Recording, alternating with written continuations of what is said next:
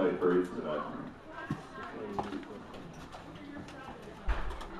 you, Travis. I felt so tall following Pam, but then Travis stood up there and I feel short of the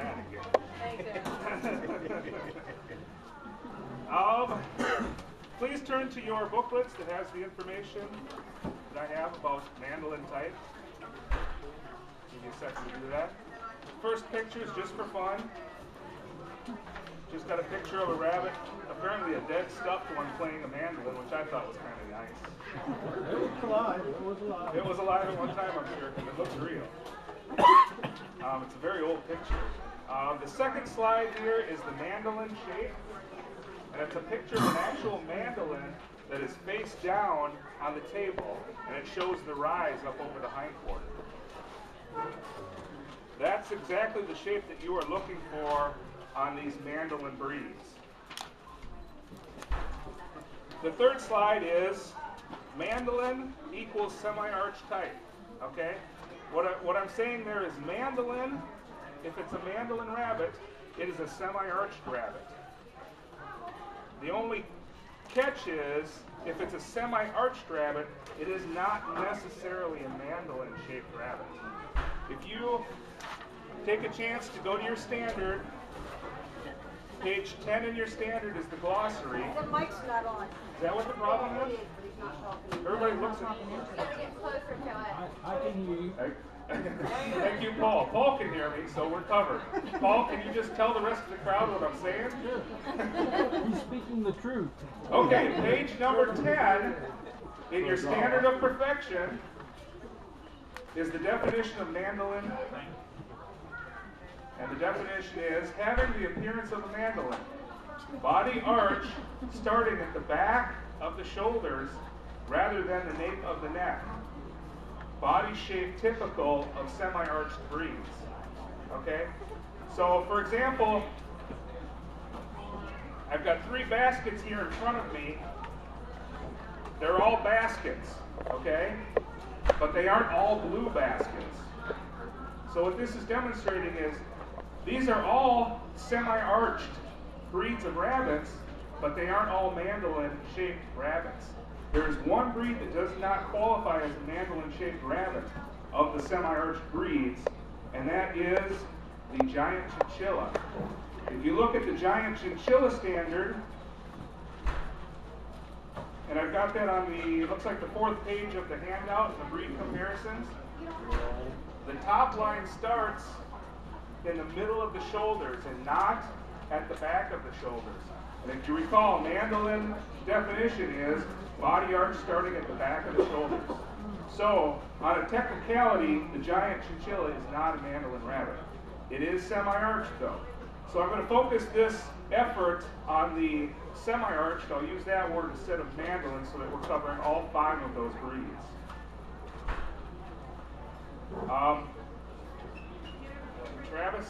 Travis, it's time. What breed do you want? Just pick one. Okay, the other slide here, after it says mandolin equals semi-arch type, the number 2 point is breakdown. Breakdown is one of the most important parts of posing any semi-arch type rabbit. And I'll demonstrate that on this rabbit. That bigger one? Give me a different one. Hold on. This one's fine.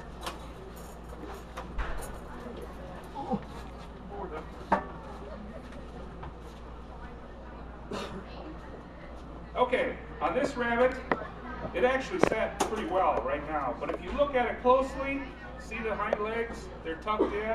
See the front legs, where are they at? If you make a line directly here, they're back by the neck of the rabbit, okay? These front legs should be up by the eyes. Okay, so set the back, the hind quarter of the rabbit, try to make it nice and square, just like this. Then the front part, what you need to do is grab those forearms. Ouch. Okay? What I'm doing is I'm taking these fingers and I'm grabbing the forearms. Now watch. Watch your back. Travis picked that one for me. Nice one, Travis. It's bitten me twice, Travis. Okay. take It's a petite. Take the 4 quarters like this. That's how they show Let's their give me another affection. rabbit. That one hasn't been touched for 3 days. All right, we're gonna make this work. Okay, take the 4 quarters and break them down like this. Now, did you see where those shoulders went? Okay. And flip the rabbit around. Friendly. I know that. Yeah, you're friendly. Well, I can't even run the other way, Travis. Friendly as Travis. I raise Okay. petites. I like mean rabbits. So set that hind quarter and see where those toes are. They're back. Grab that 4 quarter. Now watch the shoulder. See where it is right now? Break it down. Boom. See where that shoulder is now? It dropped a good inch, okay? And what that gives you is a starting point for your rise, okay? So once you break that 4 quarter down, you see where the feet end up? Parallel with the front of the eyes, okay? Just like that. Now you got a flat spot. It goes up over the hips very nicely. The other thing you'll want to do is a lot of the rabbits will struggle a bit and flatten out when you do this. So if you hold them down like this and then reset that hind quarter, a lot of times you can get a little bit more depth or roundness out of them than you had prior to that. But always go back. If you notice, see that angle now? You got to break that animal down again, okay? There, much flatter, and that's how you want to set up any semi-arched breed, with the exception of the giant chin. Can you get that out here, please, if it doesn't bite? Just have Travis play with it instead. Here, Travis, hold this. Okay. A giant chin, if you recall from the discussion on what is mandolin and what is semi-arch, starts in the middle of the shoulders, okay? A normal New Zealand is going to start at the nape of the neck. Oh, just a white rabbit. Here's the white rabbit right here. Okay. Again, this one should start in the middle of the shoulder.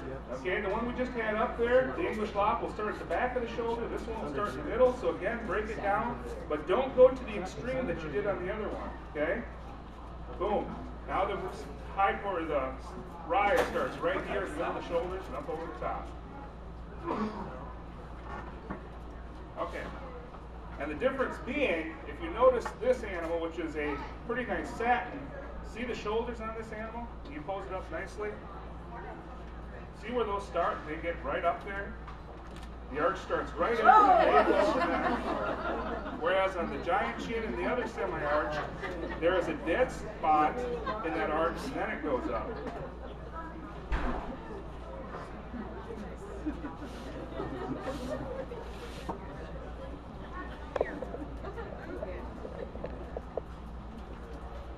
All right, let's get an American.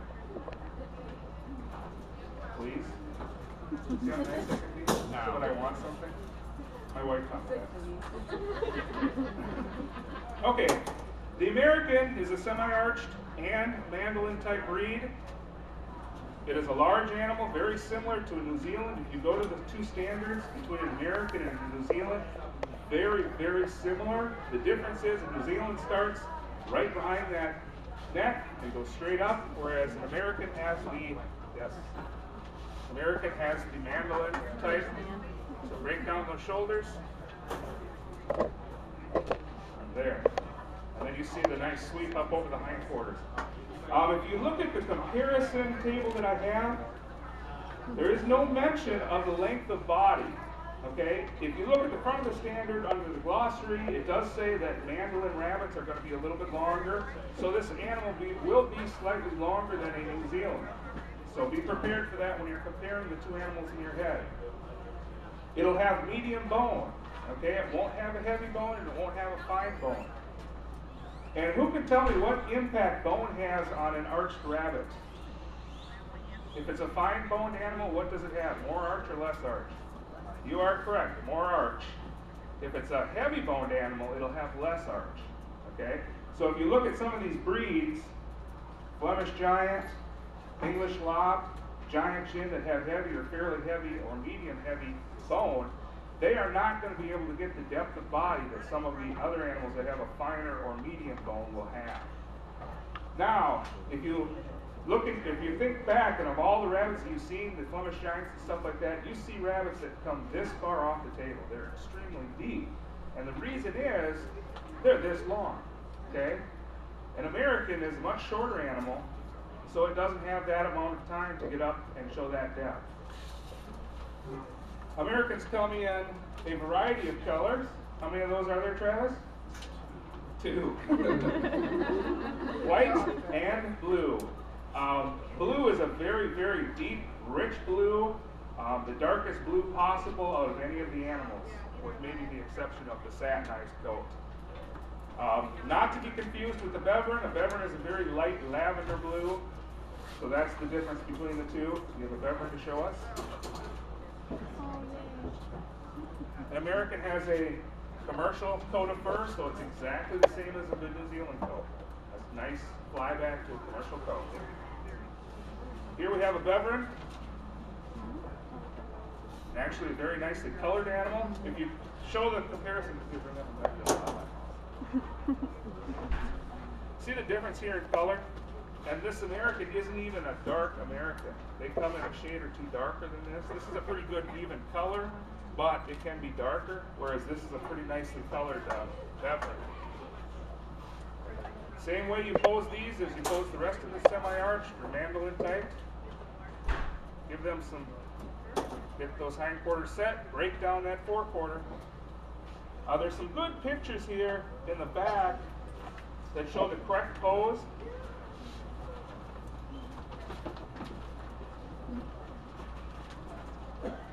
The back of the shoulder lines up very closely to the back of that elbow if you have it posed correctly.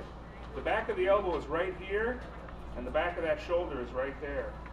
So for example, if you can see this as a line, that's a good example of where that rise should start and where the back of those elbows should be positioned when you're posing your animals. Beverns come in 3 colors, this beautiful blue color, a black, and then a white. And what's special about the white? It's got blue eyes, yes. It's a beautiful animal. They have a very, very unique coat. It's extremely dense, very, very plush. And the reason is it's got a lot of very fine guard hairs in comparison to some of the other animals of its size. Okay. And there's the blue-eyed white. Thank you, Travis. And then we'll move on to the Flemish Giant. Do you have one that doesn't bite? I'd like to see it. 2, excellent. Bring me the one that hasn't bitten me 3 times. We'll go for the record.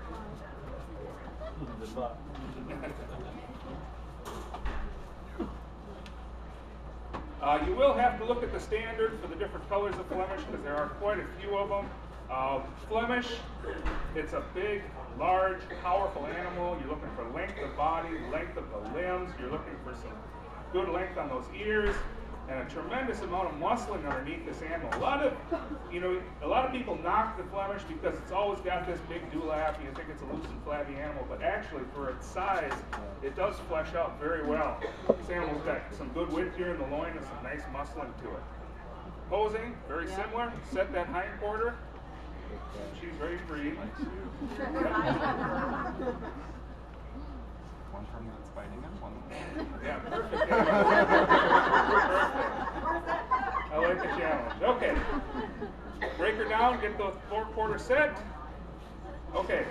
Now what is wrong with this pose on this animal?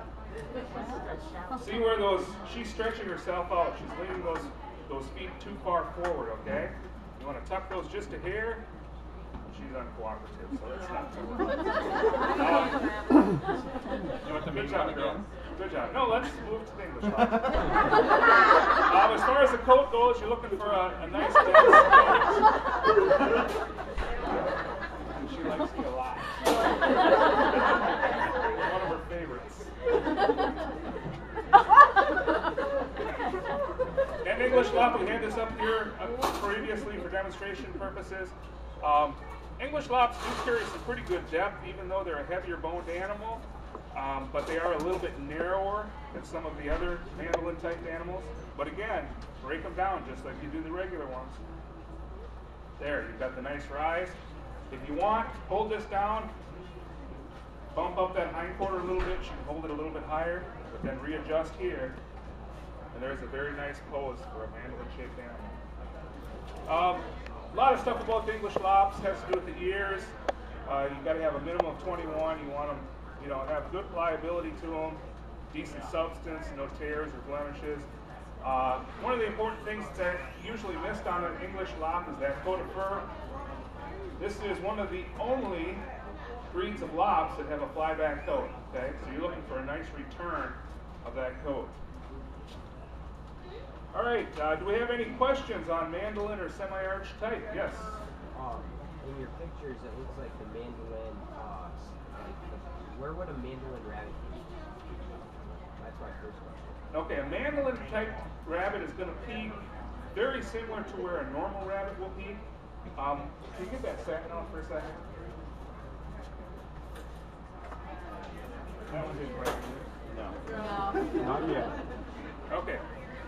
If you take a normal type animal like this and break down that forequarter, you see what happens to that high point? It really doesn't change. It does flatten out a hair because you're lowering this rabbit, but the high point is still in the same place. So you are looking for a high point that is up here, over, even with the stifle. Either after hip or center. It depends. I think a couple of them are different. So you want it very close to either at the hip or center of the hip. So in that area. So I just had a question about the endeavor, because if you read the body type standard, the first line says the body type is to be of mandolin shape. But then further down, to me it contradicts to where it says the high point is over the middle of the back. So that's okay. The issue isn't, it's not incorrect. What it is, it's an issue of the standardization of the standard. You have to remember a lot of these standards were written 10, 15, 20, 30, 50, 75 years ago. So the terminology has changed a little bit. So it means high point over the top of the hips. It says back. So they, it's a matter of wording. Exactly. It's just a matter of wording. But shouldn't it be clarified? Oh, definitely. Definitely. I mean, your first key is it says it's mandolin type. So there's one crutch to get you over it. What scares me is the picture they actually use in our new standard, the rabbit does peak in the middle. It does, but if you flip to the picture of the front, it's a little better. Yeah. And remember, don't evaluate your rabbits based on the pictures in the standards. The pictures are the best picture that they had at the time. They aren't necessarily the best type rabbit or the best picture. They tried, but didn't always succeed. So, I hope you learned something about what the difference is between mandolin and semi-arch, and how to break down a rabbit to pose. We are over time, so if you have Just one question. yes. That satin, you said, had good depth? Because it's supposed to peak in the center of the hip. If it peaks at the beginning of the stifle, then that rabbit is flat, the top line. A little bit, yes. All right. Thank you, Eric. Thank you. Thank you.